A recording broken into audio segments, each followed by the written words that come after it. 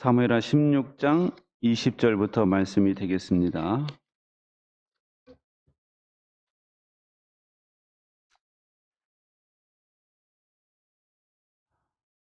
우리 허복순 집사님께서 또 시어머니신데 음식을 참 잘하시더라고요. 그리고 또 뭐 뜯어다가 이렇게 순자연식으로 해가지고 하시는 것도 잘하시고, 그래서 제가 음식은 별로 걱정을 안 해요. 근데 교회에서 목장 식단에 관한 책을 제가 지난번 세미나 때 샀거든요. 그걸 선물로 드리도록 하겠습니다. 그렇게 하라는 건 아니고 참고하시라는 거예요. 그냥 사무엘하 16장 20절부터 23절 다 찾으셨으면 자리에서 일어나셔서 저와 여러분이 한 절씩 교독하겠습니다. 압살롬이 아히도벨에게 물었다. 이제 우리가 무슨 일부터 해야 될지 의견들을 내어보시오.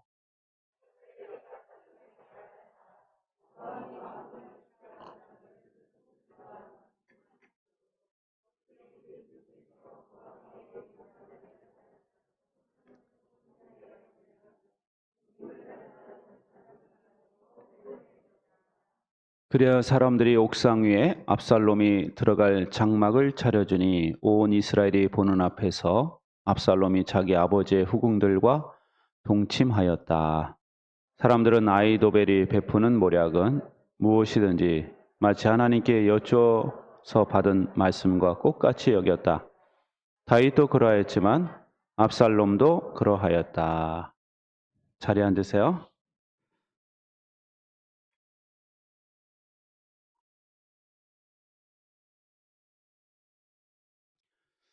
어릴 적에 초등학교 다닐 때 어린이 신문이 있었죠. 거기 보면은 숨은 그림 찾기 코너가 있었습니다. 거기서 숨은 그림을 하나하나 이렇게 찾으면서 무척 재미있어 했던 일들이 있었는데요. 성경을 볼 때도 그렇습니다. 그냥 성경을 읽다 보면 여기 이런 내용이구나 이렇게 그냥 넘어가기 쉬운데 거기에 하나님의 숨겨놓은 의미가 있어요. 오늘 말씀에도 오면은 그렇다고 이단처럼 뭐 이렇게 넘어가라는 의미가 아니라 일반적인 의미 속에서도 있다라는 거예요. 여기 보면은 말이죠. 다윗이 압살롬이 쿠데타를 일으켰을 때 그 피난길에서 있었던 세 가지 사건을 기록하고 있습니다. 이 세 가지 사건이요. 하나의 의미가 있어요. 첫 번째는 무슨 일이 있었느냐 하면은 시바라는 사람이 이 다윗을 찾아오죠. 음식과 음료수를 잔뜩 싸가지고 옵니다. 근데 시바가 누구냐면은 무비보셋의 종이에요. 그럼 무비보셋은 누구냐? 요나단의 아들이에요. 이 다윗이 요나단과 맺은 언약 때문에 이 무비보셋에게 선대하죠. 그래서 사울왕의 밭을 다 돌려주고 엄청 잘해줍니다. 그러니까 다윗이 어려움을 겪으면은 무비보셋이 찾아와야 되는데 무비보셋은 안 보이고 그의 종인 시바가 찾아온 거예요. 그래서 다윗이 묻습니다. 무비보셋은 어딨냐 물어봤더니 이 시바가 거짓말을 하죠. 무비보셋이 쿠데타에 동참하려고 한다. 이제 나라가 자기한테 왔다라고 생각을 하고 있습니다. 하면서 거짓말 고자질을 합니다. 그러니까 다윗이 화가 나가지고 그 무비보셋의 재산 네가 다 가져라 하고 이야기합니다. 근데 사실은 무비보셋은요, 두 다리가 저는 장애인이죠. 그래서 성경에 보니까 다윗이 피난 갔을 때 같이 가려고 말의 안장을 좀 채워놔라 부탁을 했는데 시바가 거절한 거예요. 그리고 모함을 한 겁니다. 거짓말로. 그리고 그러자 무비보셋은 다윗이 올 때까지 피난길에서 돌아올 때까지 발도 씻지 않고 세수도 안 하고 옷도 갈아입지 않고 슬픔에 동참하고 있었던 사람이었어요. 그러니까 무비보셋은 충성스러운 사람이죠. 그런데 이 시바가 중간에서 모함을 하고 거짓말해서 다윗을 속이고 있는 겁니다. 근데 여러분, 이게 무슨 의미가 있느냐? 다윗이 밧세바의 남편 우리아를 속였죠. 휴가 주는 척 하면서 자기의 음행을 덮으려고 그랬어요. 그리고 우리아가 말을 듣지 않으니까 우리아를 최전선에 보내서 죽여라는 편지를 우리아의 손에 주어가지고 요압 장군에게 전달하게 하죠. 이 다윗이 속였던 것에 대한 하나님께서 갚아주시는 거예요. 충성스러운 신하를 속였죠? 그러니까 무비보셋도 충성스러운 신하였는데 그 사람의 종이 다윗을 지금 속이고 있다라는 이야기예요. 뿌린 것을 거두고 있다, 그 이야기입니다. 근데 또 다음 사건이 뭐냐면 그 바후림이라는 베냐민 지파 땅에서 있었던 일인데요. 그 시므이라는 사람이 쫓아오면서 다윗을 막 저주를 합니다. 막 저주를 하는 말을 하거든요. 그럼 왜 바후림에서 그런 사건이 있었나 봤더니 이 다윗이 말이죠. 그 사울왕이 죽은 뒤에 그 사울왕의 군대 장관 아브넬과 협상을 합니다. 협상을 할 때 다윗이 내건 협상은 딱 하나예요. 미갈을 데려와라. 미갈은 사울왕의 딸이었죠. 사울왕의 딸이고 다윗과 결혼을 시킨 딸이었는데 다윗이 사울왕에게 쫓겨다니다 보니까 바로 헤어지게 됐어요. 그러자 사울왕이 미갈을 발디엘이라는 사람에게 줬어요. 발디엘하고 결혼해가지고 지금 애 낳고 잘 살고 있어요, 지금. 근데 그 사람을 데려오라는 거예요, 미갈을. 왜냐? 왕의 딸이기 때문에 자기가 왕의 딸과 결혼을 한 상태라는 것이 알려져야지 왕권이 강화된다라고 생각한 겁니다. 정치적인 의도로 갈라놓으려고 그러는 거예요. 그러자 이 미갈의 남편 발디엘이 울면서 따라옵니다. 어디까지 따라오느냐? 바후림까지 따라와요. 성경에 이렇게 돼 있죠. 성경에 보면은 그때 그 여인의 남편은 계속 울면서 바후림까지 자기 아내를 따라왔는데 아브넬이 그에게 당신은 그만 돌아가시오 하고 말하니 그가 돌아갔다. 여기 보세요. 그 여인의 남편이라고 돼 있죠. 그리고 자기 아내라고 돼 있죠. 그러니까 성경은 미갈의 진짜 남편은 발디엘이라는 이야기를 하고 있는 거예요, 지금. 발디엘이에요. 왜냐? 같이 산 기간이 오래고 애까지 낳고 잘 살고 있어요, 지금. 그런 사람을 지금 갈라놓은 거예요. 그만 와. 더 왔다간 죽어. 아브넬이 칼을 차고 이야기하니까 울면서 돌아간 겁니다. 그 장소가 바로 바후림이에요. 그러니까 하나님께서는 다윗에게 지금 말씀하는 거예요. 네가 결혼해서 잘 살고 있는 두 남녀를 갈라놓았다는 거죠. 가정을 깨트린 그것에 대한 하나님께서 그것을 거두게 하고 계시는 거예요, 지금. 저주의 말을 계속 듣게 하는 거예요, 지금 바후림에서. 또 하나의 사건이 있었는데요. 그 압살롬이 아버지를 향해서 쿠데타를 일으켰죠. 그때 누가 그 압살롬 편에 동참하느냐? 아히도벨. 아히도벨은 누구냐면요. 제갈공명과 같은 사람이에요. 전략가, 엄청난 지략가. 그런데 이 사람이 제안을 합니다. 압살롬에게. 다윗의 후궁들과 사람들이 보는 앞에서 동침하라. 그 옥상에다 천막 쳐고 거기 동침하라는 거. 왜냐? 그래야지 백성들이 이제 부자지간에 돌아오지 못할 강을 건넜구나 라고 생각을 하고 더 열심히 전투에 임한다는 거예요. 그래야 당신이 승리한다는 겁니다. 이 말이 그럴듯하죠? 예? 이거 대단한 지략이에요, 이게. 근데 사실은요, 아히도벨이 왜 그런 제안을 했느냐? 아히도벨이 누군지 아세요? 밧세바의 할아버지예요. 성경에 나옵니다. 밧세바의 할아버지. 그러니까 아히도벨은 다윗에게 좋은 감정이 없었어요. 왜냐? 자기 사랑하는 손녀가 잘 살고 있는데 이 다윗이라는 놈이 정욕에 눈이 멀어가지고 내 손녀를 지가 취하고 그 남편을 죽여? 이 나쁜 놈 같으니라고 해가지고 압살롬 편에 선 겁니다. 그러니까 지금 다윗은 이 세 가지 사건을 보면서 다윗이 뿌렸던 것을 거두고 있다는 이야기예요. 다윗이 뿌렸던 말로다가 뿌렸던 그 씨앗을 열매를 거두고 있고 행동으로 뿌렸던 그 열매를 지금 거두고 있다는 이야기를 사무엘하 16장에서 하고 있는 겁니다.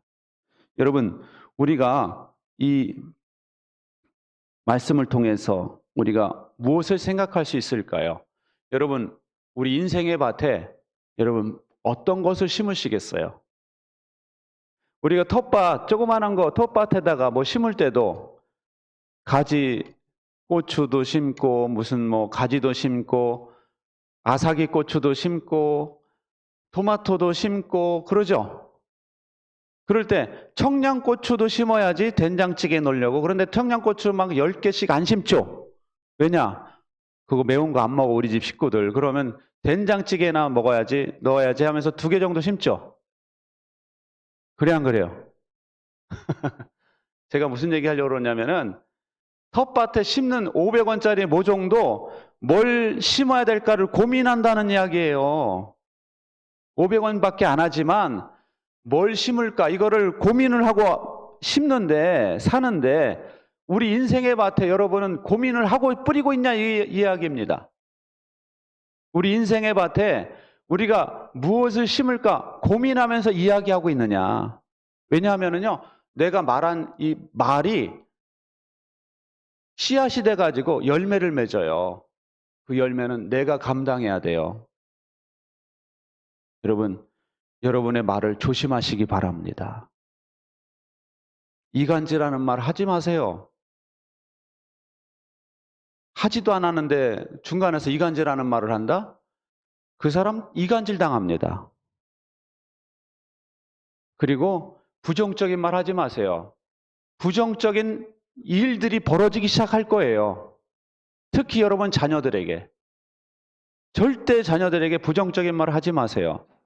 여러분 자녀들이 엇나갑니다. 행동을 조심하세요. 행동을 우리는 내가 오늘 어떤 행동을 했느냐에 따라서 그것이 고스란히 열매가 돼서 나에게 돌아온다니까요. 우리는 코로나를 겪으면서 2년의 세월을 돌아왔다라는 생각을 하게 됩니다. 그러면서 우리 목장 다시 해봅시다. 그러니까 아유 목장이고 뭐고 다 지쳤어요. 그리고 하고 싶은 마음이 싹 사라졌습니다. 옛날에 좀 해보려고 그랬는데 사라져버렸어요. 이런 생각이 혹시 드시나요? 안 드시겠죠? 설교하게 내가 도널드 스누키라는 분이 지름길이라는 제목으로 설교를 했는데요. 그 내용은 뭐냐면은 이집트에서 가나안 땅까지 하나님이 지름길로 인도하셨다는 거예요. 근데 사실은 지름길은 성경이 이렇게 돼 있어요. 호렙산에서 세일산을 지나 가데스 바네아까지 10하룻길이었더라. 그러니까 이 이스라엘 백성들이 10하루면 도착할 수 있는 거리였대요. 그런데 몇 년이 걸렸어요? 예? 40년 걸렸어요. 40년. 그럼 사람들은 이건 지름길이 아니라 뺑 돌았구만 이렇게 생각하잖아. 근데 그게 아니라는 거죠. 삥 도는 것이 오히려 지름길이라는 겁니다. 왜냐하면은 하나님을 깨닫는 시간이었다는 거죠. 40년 동안 만나를 체험하고 뭐 반석에서 물이 터지는 걸 경험하고 여러 가지 일을 경험하면서 하나님이 하나님이시구나. 이걸 깨닫는 시간이었다는 거예요. 그래서 이 돌아간 시간이 아니라 지름길이었다는 거예요. 여러분, 코로나를 겪은 우리도 마찬가지예요. 우리가 코로나를 겪으면서 2년 동안 돌아왔다 생각하지만 사실은 어쩌면 우리가 지름길로 가고 있는 겁니다. 왜냐하면 코로나 때 하나님을 제대로 겪어봤거든요. 야, 진짜 하나님 은혜가 아니면 예배도 못 드리는구나.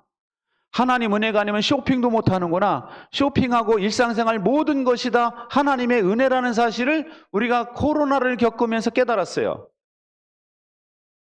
깨달았으면 이제는 주님을 위해서 우리 인생의 밭에 주님이 기뻐하시는 것을 심으시기 바랍니다. 할렐루야. 지금 다윗은 말로 뿌린 것을 거두고 있고 행동으로 뿌린 것을 거두고 있어요. 우리도 마찬가지입니다. 말로 뿌린 것을 거둘 것이고 행동으로 뿌린 것을 거두게 될 것입니다. 그래서 우리는 말과 행동으로 주님을 위하여 여러분 심으시기 바랍니다. 고린도전서 3장에 보면 이런 말씀이 있어요. 시작.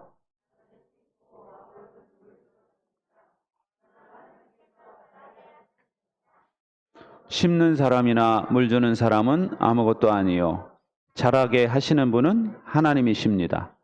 아멘. 여러분, 우리가 작물을 심어보면, 농사 지을 때 작물을 심어보면은 심었어요. 물을 줬어요. 근데 안 자라게 되면은 희망이 있어요, 없어요? 없죠. 왜냐? 열매가 없어요. 자라야지 열매가 매달리거든요. 거기 꽃이 피고.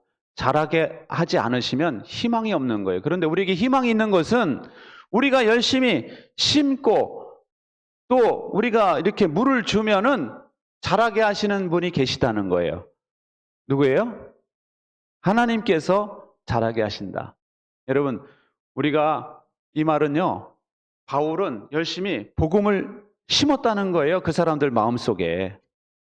그리고 아볼로는 열심히 삶 공부를 했다는 거예요. 그랬더니 이 사람들의 신앙이 쑥쑥 자랐는데 누가 자라게 하셨다? 하나님이 자라게 하셨다는 거예요. 야, 참 너 대답도 잘하고 너 미래가 기대된다 정말. 우리 연아. 여러분, 저도 우리 교회를 개척하고 여기 건축을 해가지고 이제 남은 분들이 거의 새신자였어요. 새신자들이 또 들어오시고 하는데 새신자들 앞에서 헌금 설교를 못 하겠더라고요. 새신자들은요, 헌금에 되게 민감해. 그래가지고 헌금 얘기하면 교회 안 나올 것 같아요, 다음 주에. 11조? 11조는 더 하죠. 매달 수입의 10분의 1 하나님께 바칠 수 있는 신앙. 그래서 제가 11조 헌금 얘기를 한동안 못 했어요. 왜냐? 새신자들이라. 거기 앉아있는 분들이 다 새신자야. 눈에 뻔해. 그분들의 생활이나 다 뻔하게 보이니까 얘기를 못 하겠더라고요. 그런데 어느 날부터 보니까 얘기를 해도 되겠더라고요. 왜냐? 신앙이 자랐어요. 신앙이 자라가지고 이제는 그런 얘기를 해도 시험에 들 사람도 없고 또 당연히 한 단계 더 업그레이드된 신앙을 위해서는 그런 설교도 들어야 되겠더라고요. 그래가지고 제가 뭐 그런 설교도 했지만은 여러분, 우리가 감사한 거는요, 목장에서 우리 목자님들이 열심히 음식으로 또 말씀으로 사랑으로 열심히 뿌리고 열심히 물을 주잖아요. 그런 목원들은 자라게 되어 있습니다. 믿으시기 바랍니다. 할렐루야. 여러분, 우리 하나님께 희망을 두시고 여러분 열심히 뿌리시고 열심히 물을 주시는 우리가 되시면 좋겠어요. 여러분, 코로나 때문에 돌아왔다고 생각하지 마세요. 코로나 때문에 다 끝났다. 이제는 목장이고 뭐 가정교회고 못한다. 이런 생각하지 마세요. 그건 하나님이 기뻐하시는 생각이 아닙니다. 코로나 때문에 이제는 끝난 것이 아니라 새로운 출발을 하게 됐어요. 목장이 이렇게 소중한 거였구나. 하나님이 하시면 하시는구나. 또 하나님이 멈추시면 금방 멈추는구나. 이걸 깨닫는 순간 우리는 새로운 시각으로, 새로운 자세로 목장에 임하게 되는 거예요. 여러분, 일본 프로야구에 경사가 났어요. 갓 20살인 사사키 로키라는 선수가 퍼펙트 게임을 완성했는데요. 타자를 몇 명을 삼진아웃 시켰냐? 13타자를 연속 삼진아웃 시켰답니다. 13타자. 대단하죠? 13명의 타자가 나왔는데 다 삼진아웃 시켜버렸다니까, 계속 연속으로. 대단하죠? 대단한 거예요. 야구는 몰라도 이 정도는 아셔야지. 그 게임에서 19명을 삼진아웃 시켜버렸대요. 19명. 성공을 위해서 필요한 공은 단 105개. 105개 공을 뿌려서 그냥 끝내버렸답니다, 시합을. 그런데 일본 프로야구 역사상 16번째라는 거예요. 근데 게다가 이 선수는 미완의 투수죠. 왜냐? 20살이니까. 20살이니까 앞날이 창창하잖아요. 그러니까 일본에서 난리가 났대요. 야구의 신이 일본에게 선물을 내렸다. 일본은 다 신이에요, 신. 야구에도 신이 있다고 믿는 사람들이에요. 야구의 신이 막 일본에 큰 선물을 줬다 하면서 막 흥분하고 있다는 거죠. 근데요, 사사키 로키에게는 재능만 있어서 그렇게 된 게 아니에요. 이 사람에게는 아픔이 있답니다. 2011년에 쓰나미가 있었죠. 일본 바다에서 지진이 나가지고 저기 파도가 쫙 밀려왔잖아요. 해일이. 쓰나미가 밀려오면서 그때 이 사사키의 아버지와 할아버지가 죽었대요. 근데 그 아버지가 누구냐면은 사사키 히로키와 늘 캐치볼 서로 공을 주고받으면서 사사키 너는 훌륭한 선수가 될 수 있다. 너는 자질이 충분해. 막 이러면서 격려해줬던 아버지가 이 아버지야. 이 아버지가 죽었어요. 그 아버지와 할아버지의 죽음이 사사키에게 크게 와닿답니다. 뭘 깨달았느냐? 지금 살아있는 것이 당연하지 않다. 지금 있는 것이 언제까지 있는 것은 아니다. 이 교훈을 얻었다는 거예요. 지금 살아있는 것을 당연하다고 생각하지 않아야 된다는 걸 깨달았다는 거죠. 왜냐? 우리 인생이 언제 어떻게 될지 모른다는 걸 사사키가 깨달았다는 거예요. 그리고 우리 주변에 있는 모든 것이 영원히 계속 있는 건 아니다. 이걸 깨달은 순간 이 사사키가 자기 시간을 아끼고 아껴서 이 사람이 연습을 한 거예요. 어떻게 하면 공을 잘 던질 수 있을까? 어떻게 하면은 커브가 잘 들어갈 수 있나? 어떻게 하면 위력적인 공이 될 수 있을까? 해가지고 계속 자기 몸을 단련하고 기본기에 충실하게 막 연습을 해가지고 거기다가 기술을 막 넣어가지고 이 사람이 대단히 훌륭한 선수가 될 수 있었던 겁니다. 여러분, 우리도 그렇습니다. 살아있는 이것이 당연하지 않다라는 걸 우리가 알아야 돼요.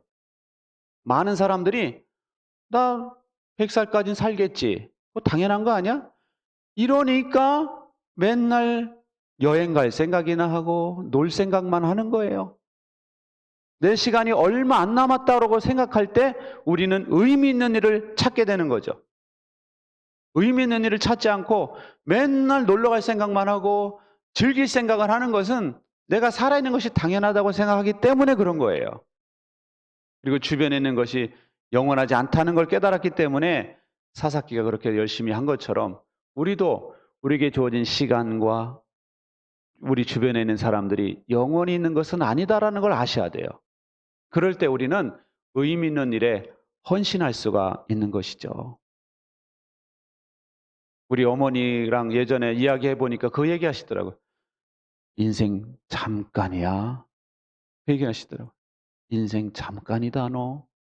그 얘기를 하시는데 그때는 웃었지만 지금 돌아보니 무슨 말씀으로 의미로 그런 말씀을 하셨는지 이해가 다 돼요.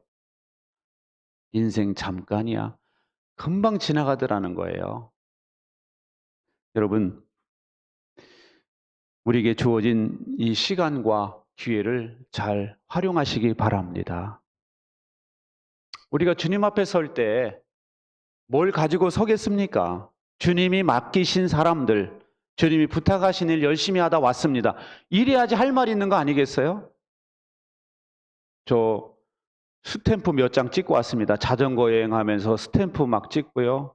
여행한 그 여행일지 다 있습니다. 이거 갖고 가겠습니까? 의미가 없어요. 여행을 가려면 목원들과 가세요. 베델 목장처럼. 아주 그 밴드 올라온 거 보니까 너무 좋죠? 예, 목원들과도 가시고, 교회 사람들과 가시고, VIP를 모시고 가시고 하시기 바랍니다. 고린도전서 3장에 보면 이런 말씀이 있어요. 시작. 우리는 하나님의 동역자요. 여러분은 하나님의 밭이며. 여러분 여기 보세요. 그 띄워놓으세요. 우리는 하나님의 동역자고 여러분은 하나님의 밭이다. 그러니까 우리 목원들은 하나님의 밭이래요. VIP는 하나님의 밭이에요. 밭에다가는 뭘 뿌려야 돼요? 씨를 뿌려야죠. 밭이니까. 거기다가 여러분 사랑의 씨앗을 뿌리시고 거기다가 말씀의 씨앗을 뿌리시기 바랍니다. 그러면 반드시 거기서 열매가 맺고 자라나게 될 줄로 믿습니다. 그리고 우리는 하나님의 동역자들이에요. 하나님께서 쓰시는 사람들, 목자, 목녀님들은 하나님의 쓰시는 동역자들입니다. 여러분, 이 동역자라는 자부심을 갖고 저와 여러분이 목장을 잘 섬기시기 바랍니다.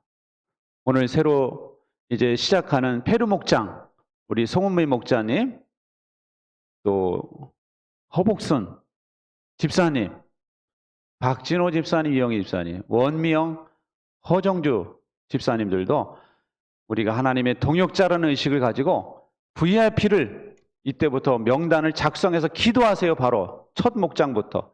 우리 명단에 VIP 명단을 쫙 기록해 놓으세요. 모일 때마다 기도해 보세요. 하나님이 보내실 거예요. 그래서 우리가 하나님 일 좀 하다가 가야 되지 않겠어요? 하나님 일은 안 하고 우리가 그냥 가면은 얼마나 두렵겠어요? 하나님 일 하다 가면 얼마나 우리가 당당하겠습니까? 여러분, 우리 인생 다가서 후회하지 마시고 아직 힘이 있을 때 주님의 일에 힘쓰는 우리가 되시기 바랍니다.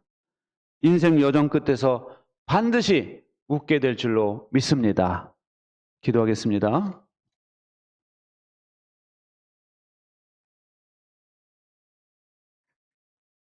좋으신 하나님, 오늘도 저희들에게 말씀으로 역사하시니 감사합니다.